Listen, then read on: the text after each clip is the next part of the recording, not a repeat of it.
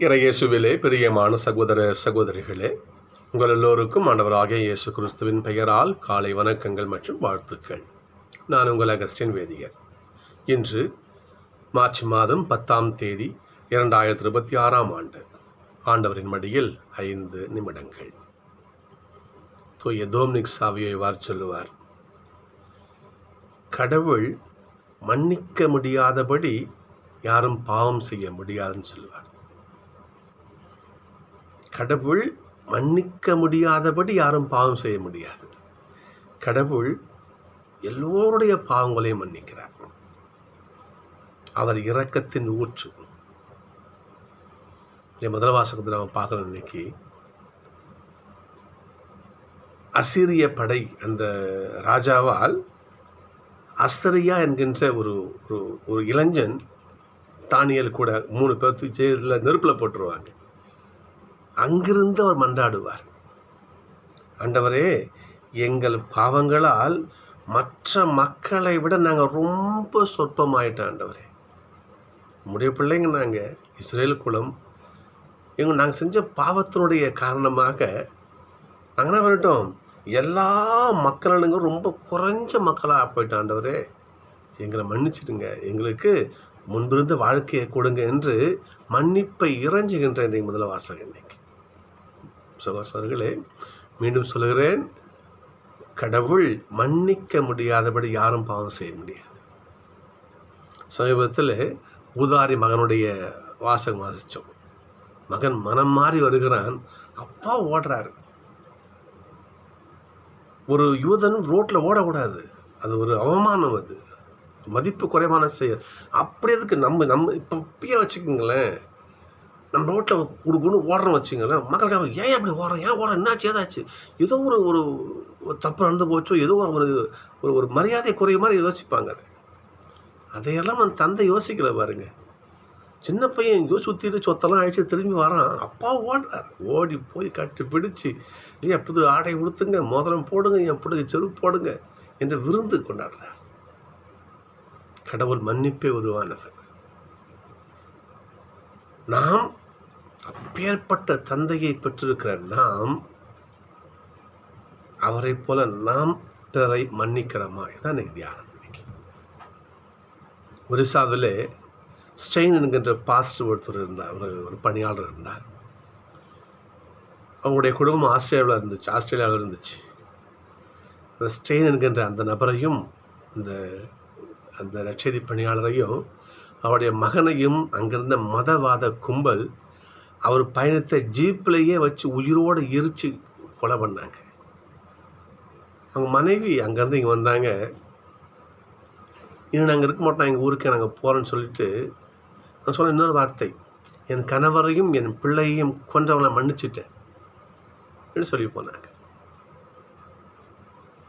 இந்த தவக்காலத்தில், இது தவக்காலம் என்பது வாழ்க்கையில் இந்த மன்னிக்கிற விஷயம் இருக்கு பாருங்க, அது மிகப்பெரிய சொத்து.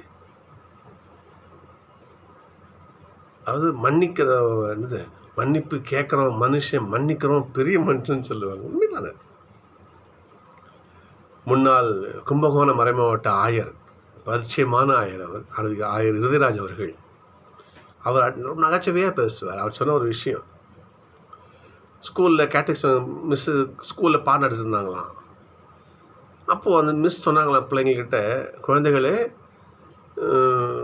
நீங்கள் செஞ்ச ஒரு நல்ல காரியத்தை சொல்லுங்கள் அப்படின்னு சொன்னாங்களாம். நீங்கள் செஞ்ச ஒரு நல்ல காரியத்தை சொல்லுங்கள் அப்படின்னு சொன்னாங்களாம். நிறைய பிள்ளைங்க நிறைய காரியம் சொன்னாங்க, எங்கள் அப்பாவுக்கு ஹெல்ப் பண்ணேன், அப்படி நிறைய சொன்னாங்க பொழுது. அதில் ஒரு பிள்ளை சொன்னாமா, மிஸ், நேற்று நீங்கள் அடிச்சிங்கல்ல, நான் உங்களை மன்னிச்சிட்டேன் அப்படின்னு சொன்னானா. எப்படி? மிஸ், நேற்று நீங்கள் அடிச்சிங்கல்ல, நான் உங்களை மன்னிச்சிட்டேன் அப்படின்னு சொன்னானா. மிஸ் ஓடி அந்த பிள்ளையை கட்டி அனைத்து முத்தமிட்டு, ஐயோ நான் அடிச்சுன்னு வலிச்சுதாயப்பா, சாரி எப்போ, அந்த மிஸ் மன்னிப்பு கேட்டாங்களாம். சிறுவர்களே, நாம் மன்னிக்கின்ற பொழுது நாம் எந்த அளவுக்கு அன்பு செய்யப்படுற யோசிச்சு பாருங்க பாப்போம். புரியுதுங்களா? அந்த குழந்தைய பாருங்க, அந்த ஆசிரியருக்கே, அந்த ஆசிரியர் மனம் மாறி எவ்வளோ அந்த மன்னிக்கின்ற குணம் நம் எதிர்க்கிறதுக்கு மனம் மாறி உதவுது பாருங்க. சொன்னார் இல்லையா, ஒரு கண்ணத்தில் மறுகணத்தை காட்டினா சொன்னார். நீங்கள் பாருங்க பாப்போம். நற்செய்தியில் ஒரு அரசர் தங்கிட்ட கடவான ஒரு நபரை கூட விசாரிக்கிறாரு. அவன் கணக்கு பார்க்கும் பொழுது 10,000 தாலந்து கடன் வாங்கியிருக்கிறான் அந்த நபர். சொல்களே, 10,000 தாலந்து என்பது இப்போலாம் நம்ம கணக்கு போடவே முடியாது. அத்துணை பெரிய தொகை.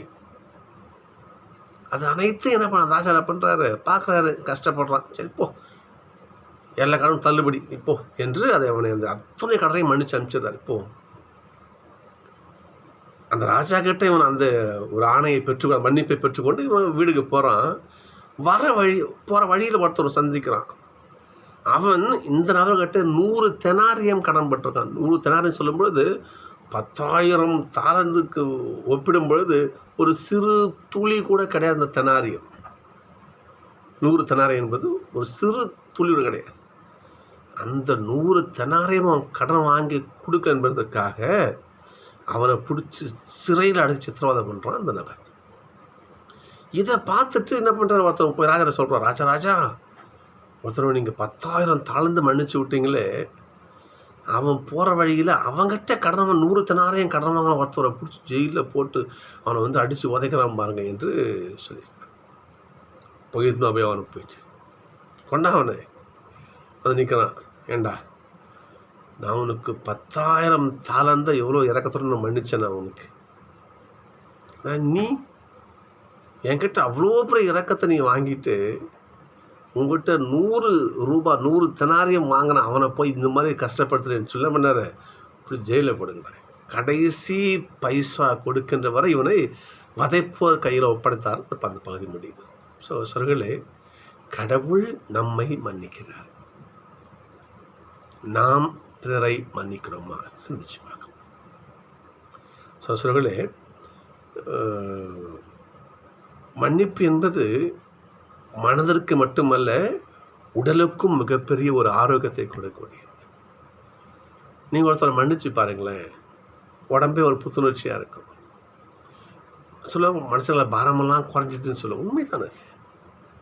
பிபி வராது, மன அழுத்தம், ரத்த கொதிப்பு வராது, மன அழுத்தம்லாம் குறைஞ்சி பீஸ்ஃபுல்லாக இருப்போம். நம்ம மன்னிச்சு பாருங்கள்.